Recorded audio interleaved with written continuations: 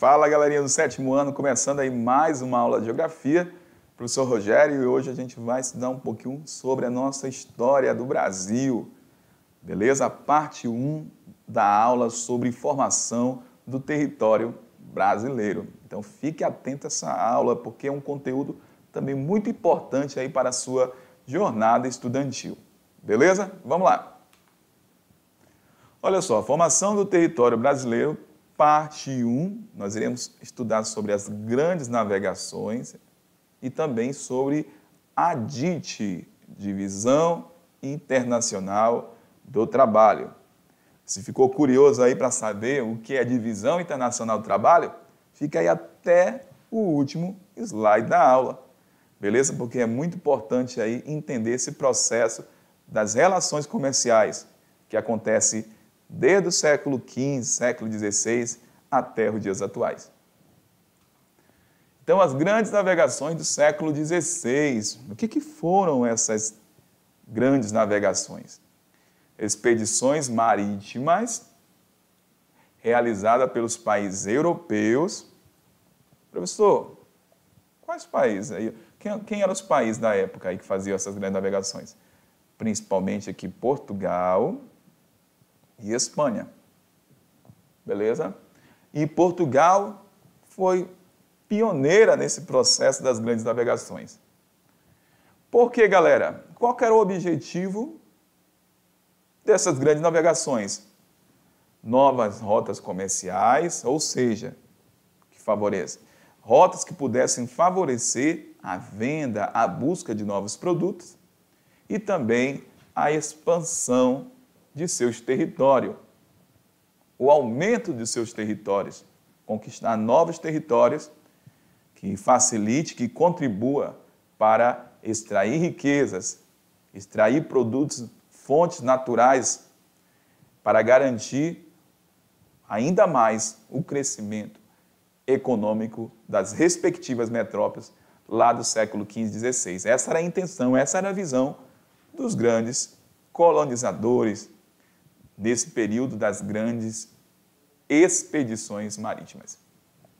Então, fatores que contribuíram para o pioneirismo português. Então, Portugal saiu na frente. Por quê, professor? Durante esse período das grandes navegações. A gente tem que lembrar que a Europa, ali onde surgiu o capitalismo, nós tínhamos a burguesia, que foi uma grande investidora do capitalismo. Então, a partir desse investimento da burguesia, houve o quê?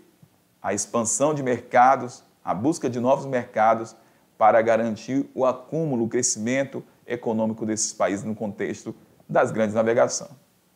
Também surgiu aí o que? Os bancos e sistema financeiro em Portugal, que começaram a financiar os projetos das grandes navegações.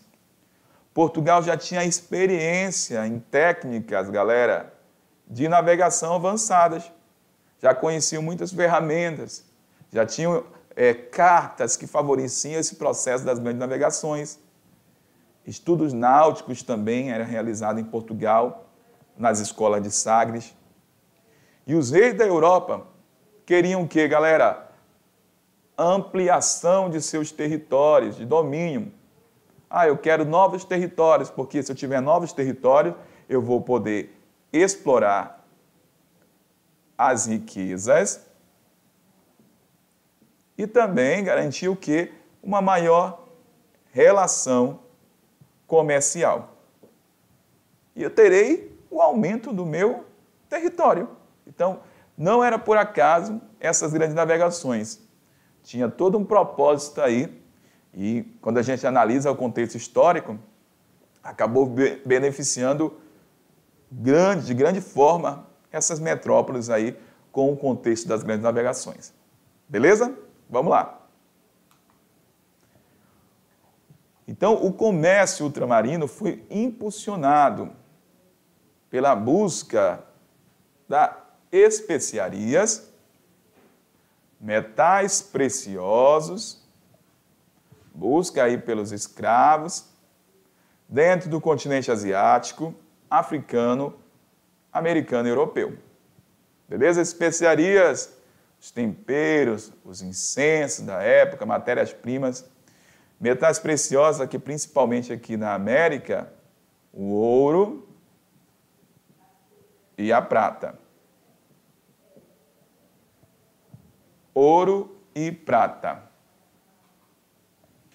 O que eles queriam nessas novas colônias?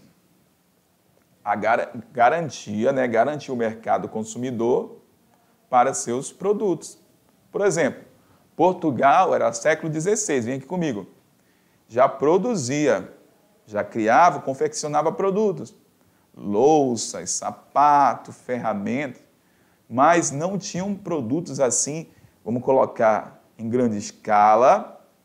Por quê, galera? A Revolução Industrial nem tinha surgido.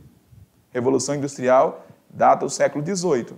Então, ele já confeccionava os produtos, mas de uma forma manual, manufaturas. Eles queriam garantir novos mercados, novas áreas conquistadas, para poder o quê? Vender seus produtos. Beleza? Vamos lá. Controlar também fontes de recursos naturais, que os recursos naturais são muito importantes para a produção dos produtos, e obter, no caso, matérias-primas para o desenvolvimento da atividade, no caso, como acontecia na época do artesanato, da manufatura, e, consequentemente, né, toda essa exploração ia favorecer sua produção e a venda de produtos para novos territórios. Temos aqui um mapinha das rotas marítimas, nesse contexto das grandes navegações. Olha aí, ó. Europa para a América, Europa para o continente africano, Europa para o continente asiático. Então, era a busca de novos territórios para fazer todo esse processo de exploração. Bora, seguindo, preste atenção. Fala agora sobre esse processo de colonização do Brasil, que iniciou no século XVI, e a metrópole que dominou esse território, em onde iniciou o nosso amado Brasil, foi Portugal. Nessa porção aqui, litorânea. O que é a litorânea? Essa região próximo ao Oceano Atlântico. Inicialmente, o que acontece? O objetivo da exploração aqui no Brasil, né, essa atividade que efetivou-se de exploração no Brasil foi a extração do pau-brasil na Mata Atlântica. Vem aqui comigo. A gente sabe que essa questão da Mata Atlântica, do pau-brasil, foi o plano B, porque existem alguns relatos que os colonizadores buscavam os metais preciosos, mas como não encontraram aqui com facilidade no nosso Brasil, partiram para o plano B, que foi a extração do pau-brasil, dentro dessa região do litoral da Mata Atlântica. Quando você observa a Mata Atlântica na atualidade, hoje resta menos de 7% da cobertura original da Mata Atlântica. Porque a Mata Atlântica, desde o século XVI, vem sendo aí agredida, devastada, para atender os interesses econômicos. Beleza? Inicialmente aí pau-brasil, depois cana-de-açúcar, depois pecuária, e depois a entrar a urbanização do Brasil, industrialização do Brasil, e hoje, quando eu falo da floresta Mata Atlântica do Brasil, só resta 7% de sua cobertura original. Beleza? Os portugueses introduziram no Brasil a cultura da cana-de-açúcar na porção litorânea, que eu falei para vocês, já a gente vai verificar o mapa, do tabaco e também da criação de gado.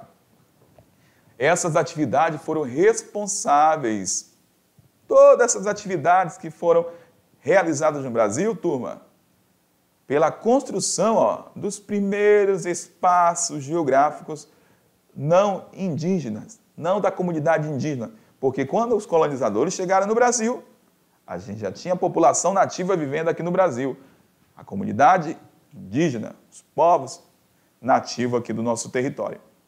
E a partir dessas atividades econômicas, outras porções do território do Brasil passou a ser construída e outras pessoas começaram a ocupar o território do Brasil, como, por exemplo, né, os portugueses. Nós temos aqui a construção desse espaço geográfico do Brasil, século XVI, olha. Olha que interessante. O Brasil, ó, era essa porção controlada por Portugal, que estava a leste do meridiano de Tordesilhas. Todo esse território aqui ainda não era Brasil, não. Esse território nem pertencia a Portugal.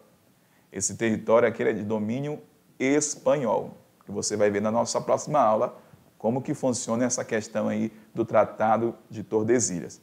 Então, em Natal, Paraíba, Olinda, aqui no Nordeste, Recife, já desenvolveu o que é a atividade da cana-de-açúcar. Nós tínhamos aqui os engenhos, mas também na região sudeste do Brasil, Rio de Janeiro, São Paulo, Vitória, também a gente já encontrava os engenhos, como o de São Vicente, também muito importante aí, a ilha para a história do nosso país. Beleza? Galera, falamos um pouquinho aqui sobre esse processo de ocupação do Brasil. E agora a gente vai falar de uma outra temática que é muito importante para você, aluno, entender, que é a DIT. O que é a DIT? Divisão Internacional do Trabalho. Seria mais ou menos assim, ó, o papel de cada nação, de cada país nessas relações comerciais. Por exemplo, vamos aqui agora para uma atividade prática com você, querido aluno. Pare e observe os equipamentos que você tem dentro da sua casa. Aí eu pergunto para você, será que a geladeira ela foi produzida no Brasil? Será que a marca da sua geladeira é de uma empresa brasileira ou é de uma empresa europeia? Será que o teu televisor é de uma empresa brasileira ou europeia? De repente também você pega teu celular. É o de uma empresa norte-americana, o teu celular que foi produzido? É o de uma empresa asiática? E aí, galera? Então, o que é a DIT? É o papel aí, essa relação comercial, o que cada país compra, o que cada país vende nesse contexto mundial. Beleza? E o mundo, quando a gente fala de DIT, hoje ele está bem dinâmico. Mas mesmo assim, com todo o dinamismo do mundo, galera, você tem que entender o seguinte, nenhum país é autossuficiente. Acabei de falar para vocês, analisar os produtos lá da sua casa. Será que tudo foi produzido no Brasil? Ou o Brasil é dependente de outras nações para poder ter dentro do nosso país esse determinado produto? Outro momento de reflexão, de prática. Será que lá nos Estados Unidos, a tapioca, o açaí, será que foram produzidos dentro do território norte-americano? Então, olha só, o país, galera, tem que entender o seguinte, nem todo país é autossuficiente, ele é dependente aí de matéria-prima. Vamos lá, então o que é a DIT? Divisão Internacional do Trabalho, é a divisão das atividades e serviços entre os países do mundo. Ela vem ocorrendo desde o período lá do mercantilismo, do capitalismo comercial, beleza? E essa prática da DIT, no contexto mercantilista, era uma forma de dominar e explorar novas regiões. E a partir dessa exploração, foram se estabelecendo as colônias em diversas partes do continente americano, africano e asiático. Temos aqui a DIT, a primeira DIT, que é conhecida como capitalismo comercial. Alguns chamam também de a DIT clássica, certo? A primeira DIT. Não é a nova DIT, ou velha DIT também pode ser chamada. O início dessa DIT aconteceu lá no final do século XV e ocorreu durante todo esse período aí do capitalismo comercial no século XVI. Antes, estava acontecendo ainda o capitalismo comercial e a gente já tem essa relação da DIT. Como que era a produção dessa DIT aí? A forma de produção dos produtos? Manual. O objetivo da DIT aí, nesse primeiro momento, era acumular minérios e metais preciosos, que nesse contexto do capitalismo comercial era chamado de metalismo. E foi estabelecido nesse contexto aí do capitalismo comercial o chamado Pacto Colonial. O que seria o Pacto Colonial? Vem aqui comigo rapidamente, aqui, presta atenção. Brasil, colônia de Portugal. Portugal, metrópole. Então, o Pacto Colonial afirmava o seguinte: Brasil, você vai comprar todos os produtos de Portugal. Brasil, qualquer relação que você tiver, você não vai poder ter relação com nenhuma outra parte do mundo. A tua relação de compra e de venda será diretamente com Portugal, que era a metrópole.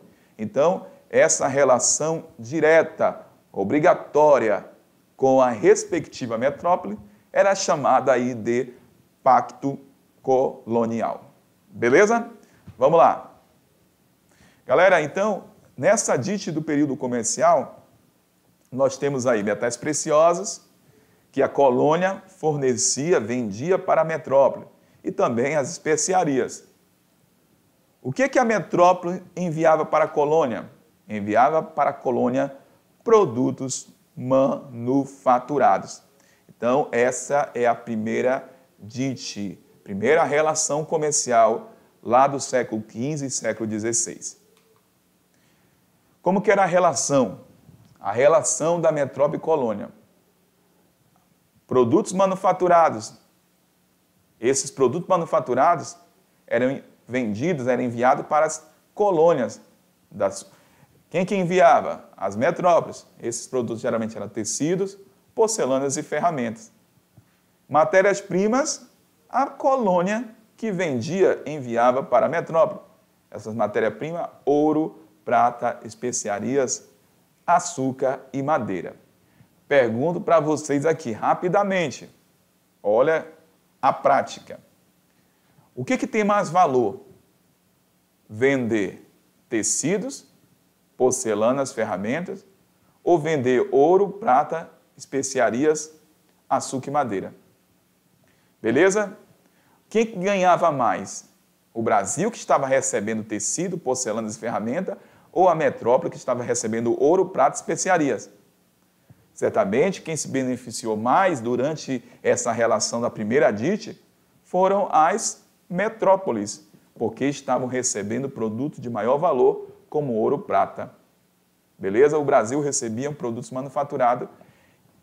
E dessa maneira, analisando essas informações, a gente entende que esse contexto da primeira dite acabou favorecendo o enriquecimento das nações conhecidas na época como metrópole. Então, a dite do capitalismo comercial construiu um sistema desigual de transações comerciais, baseado nas trocas de produtos entre as metrópoles e as suas colônias. Então, essa relação desigual da venda de produto, das trocas de produto, acabou sendo muito favorável para o crescimento das metrópoles. E, infelizmente, contribuiu por um longo período para, não falo nem declínio, mas para gerar muitas dificuldades dentro dos territórios das respectivas colônias. Beleza, galera? Então, fechou, galerinha que ficou ligada na nossa aula de Geografia, 7º ano. Parabéns, a gente volta na próxima aula. Um grande abraço e até mais. Tchau!